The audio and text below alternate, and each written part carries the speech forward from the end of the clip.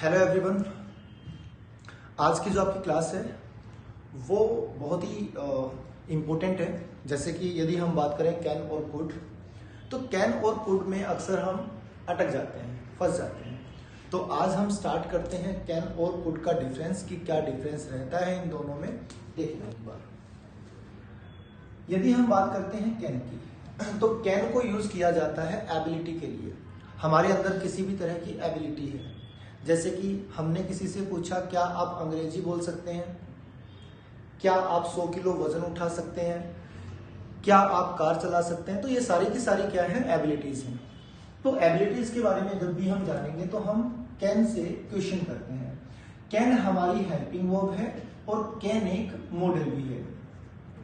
Helping verb है तो sentence की स्टार्टिंग हेल्पिंग वर्ब से होगी यदि हम क्वेश्चन पूछ रहे हैं, ठीक है। जैसे कि हमने किया कैन, सामने वाला यू, कैन यू। अब ये मॉडल है, मॉडल के बाद हम हमेशा फर्स्ट फॉर्म को यूज करते हैं। तो यहां रहेगा हमारा कैन यू। मान लीजिए हमने पूछा कैन यू प्ले क्रिकेट, क्या आप क्रिकेट खेल सकते हैं, क्या आप क्रिकेट खेल सकते हैं। मैं खेल सकता हूं, आई कैन प्ले क्रिकेट, और मैं नहीं खेल सकता हूं, I can not play cricket.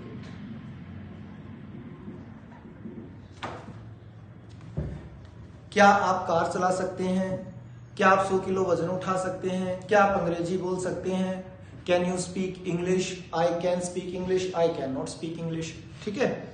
अब इसी तरीके से क्या है, यदि हम बात करते हैं कुड की, तो कैन में हमने क्या किया, कैन में हमने एबिलिटी जानी।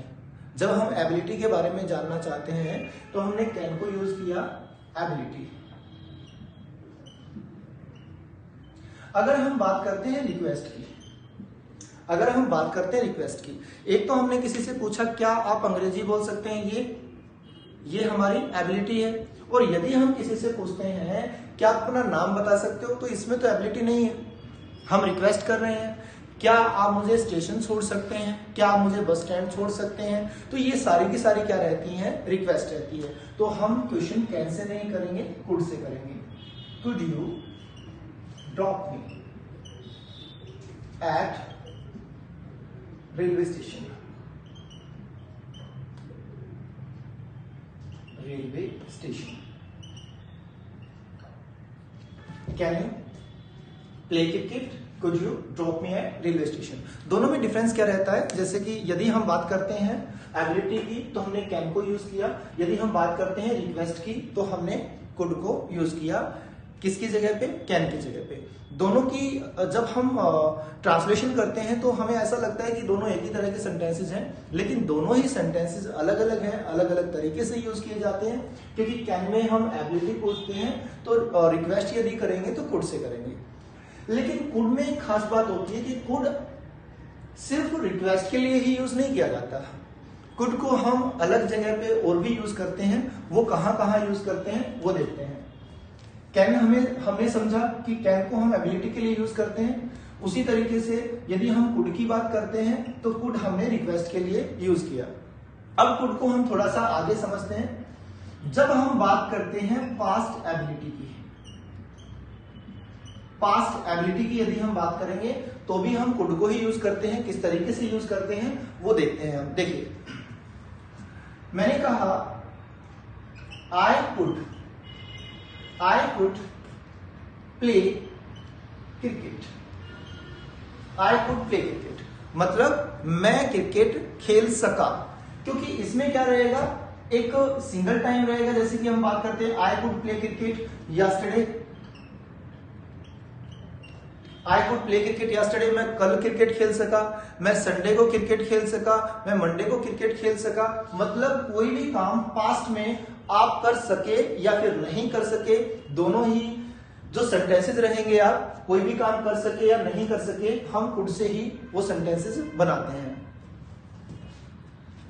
अगर हम बात करते हैं कुछ ऐसे सेंटेंसेस, ये तो हो गया है हमारा सबसे पहला जो हमारा हुआ है वो हमने किया है जो काम मैं कर सका।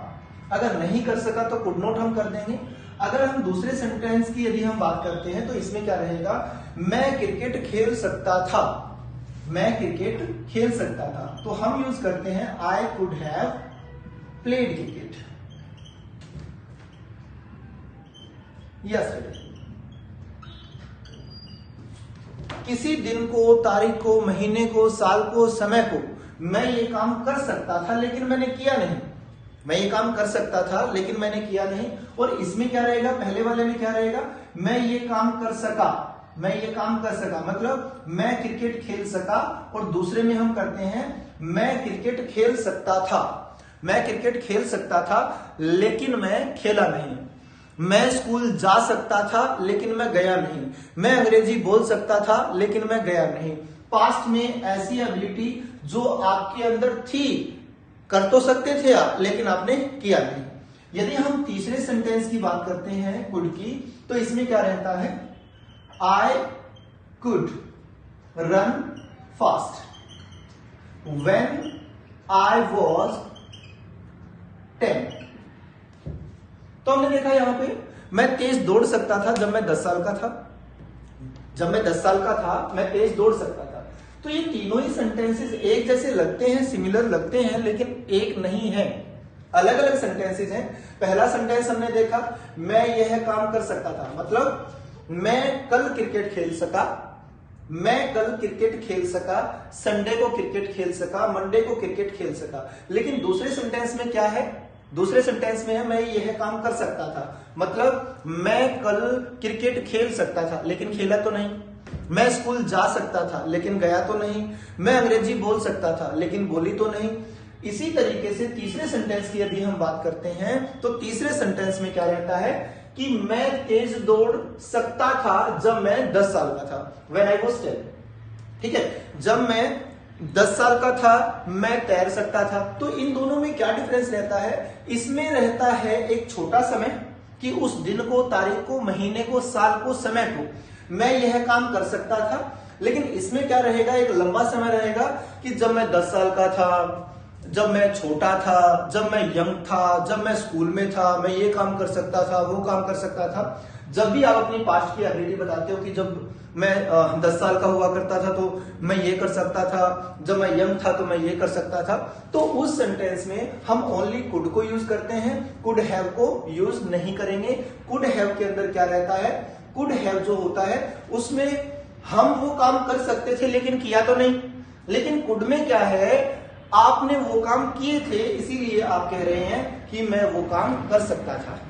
तो इस तरीके से हम कैन को और कुड को डिफरेंशिएट कर सकते हैं, दोनों में अंतर समझ सकते हैं। आज के लिए इतना ही है। It is enough for today. Thank you very much.